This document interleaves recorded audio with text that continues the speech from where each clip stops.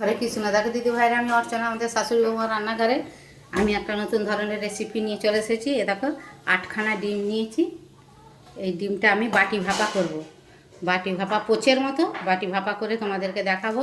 তোমরা সকলের সাথে শেয়ার করবে, লাইক কমেন্ট শেয়ার করবে। এই দেখো আমি গ্যাস জ্বেলে দিয়েছি, একটা কড়া বসিয়ে দিয়েছি, কড়াই জল দিয়ে দিয়েছি, অল্প করেই জল দিয়েছি। জলটা গরম হয়ে গেলে একটা স্ট্যান্ড বসিয়ে দেবো। দিয়ে যে বাটি নিয়েছি, এই বাটিটা তেল মাখিয়ে নেবো। তেল মাখিয়ে নিয়ে গোটা গোটা ডিমকে ফাটিয়ে দিয়ে ভাপা করে তোমাদেরকে দেখাবো। সব সব রেসিপিটাই তোমাদেরকে শেয়ার করব। তোমরা গোটা রেসিপিটাই দেখবে, দেখে মাছ মাংস না থাকলে এইভাবে করে খাবে, ভালো লাগবে। দেখো দিদি ভাইরা, আমি বাটিতে তেল মাখিয়ে নিয়েছি। প্রত্যেকটা বাটিতে এই যে 4খানা বাটিতে তেল মাখিয়ে নিয়েছি। নিয়ে দেখো একটা বাটি বসিয়ে দিলাম। এবারে ডিমটাকে ফাটিয়ে ওতে দিয়ে দেবো।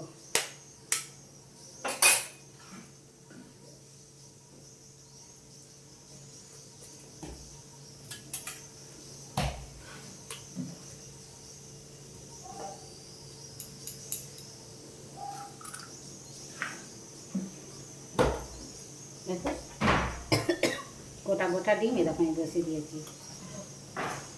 এবার আর একটা ডিম ফাটিয়ে ওরম করেই দেবো।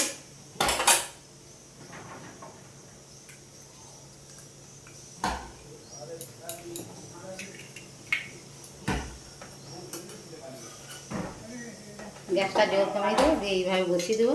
দিয়ে সবগুলো করে তোমাদেরকে আবার দেখাবো। দেখা দিতে ভাইরা, ডিমটা যে আমি বসিয়ে দিয়েছি, আমি তো গুলিনি, আমি ওপর থেকে একটু নুন দিয়ে দেবো। দেখো গোলমরিচের গুঁড়ো একটু করে ছড়িয়ে দেবো, খেতে খুব ভালো লাগবে, স্বাদটাও খুব সুন্দর হবে। দেখো ওপর থেকে একটু চিলি ফ্লেক্স দিয়ে দেবো।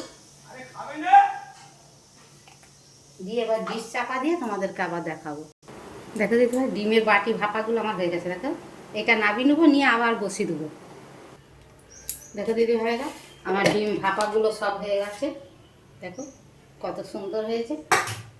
আমি এবারে তেল কালিটা করব। দুটো কালা জিরে দিয়ে দিয়েছি, কড়াই তেল দিয়ে দিয়েছি। আমি সাদা তেলে করছি, তোমরা সর্ষের তেলেও করতে পারো। ফোড়নটা হয়ে যাক, তোমাদেরকে আবার দেখাবো। দেখো দিদি ভাইরা, গোটা লঙ্কা দিয়ে লঙ্কা ফোড়নটা আমার হয়ে গেছে। এবারে আমি রসুন বাটাটা দিয়ে দেবো প্রথমে।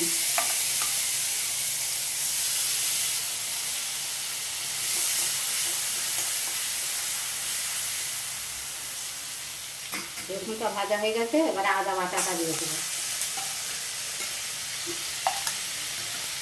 ওকে আমি জোর কমিয়ে ভাজবো, জোর কমিয়ে দিয়েছি, জোর কমিয়ে ভাজবো। আদা রসুনটা আমার ভাজা হয়ে গেছে। এবারে দেখো পেঁয়াজ বাটাটা দিয়ে দেবো। এটা মশলাটা ভালো করে ভেজে তোমাদেরকে আবার দেখো। কারি পাতা দিয়ে দেবো। দেখো টমেটো বাটা আছে একটা, টমেটো বাটাটা দিয়ে দেবো। দিয়ে আবার ভালো করে কষবো। এবার জোর কমিয়ে দিয়ে গ্যাসে টক দই 1 চামচ আছে, 2 চামচ আছে, টক দইটা দিয়ে দেবো। টক দইটা দিয়ে ভালো করে ফেটে নেব।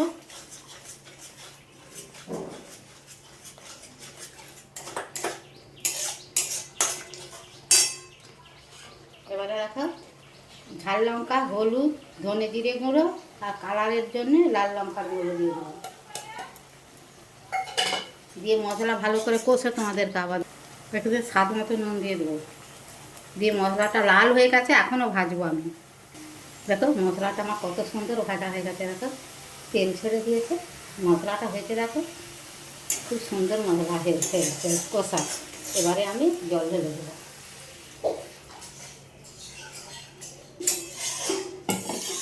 জলটা ফুটে গেলে ডিমটা দেবো। দেখো দিদি ভাই, ঝালটা আমার অনেকখানি ফুটে গেছে। চারটে কাঁচা লঙ্কা দিয়ে দেবো ওপর থেকে। ও দেখো ডিমগুলো আস্তে আস্তে এতে দিয়ে দেবো। ডিমের এই পোচগুলো দিয়ে দেবো এতে। দিয়ে তোমাদেরকে আবার দেখাবো। ওপর থেকে একটু গরম মশলা ছড়িয়ে দেবো। দেখো দিদি ভাইরা, আমার ডিম ভাপা তেল কারিটা হয়ে গেছে। দেখো কত সুন্দর দেখতে হয়েছে দেখো। এখে দিয়েই ভাত রুটি পরোটা সব খাওয়া হয়ে যাবে, মাছ মাংস দরকার করবে না। দেখতে কত সুন্দর হয়েছে দেখো। যদি ভালো লাগে লাইক কমেন্ট শেয়ার করবে, আমাদের চ্যানেলটা সাবস্ক্রাইব করে নেবে, তাহলে নিত্য নতুন রান্নার রেসিপি ভল্গ দেখতে পাবে। ফেসবুক থেকে দেখলে আমাদের চ্যানেলটা ফলো করবে, সকলের সাথে শেয়ার করবে। তোমরা আমাদের রেসিপিগুলো দেখার জন্য, কমেন্ট করার জন্য তোমাদের অনেক অনেক ধন্যবাদ। তোমরা অনেক অনেক ভালো থাকো, সুস্থ থাকো, আমাদের ভিডিওটা দেখো, লাইক কমেন্ট শেয়ার করো। হরে কৃষ্ণ, রাধে রাধে।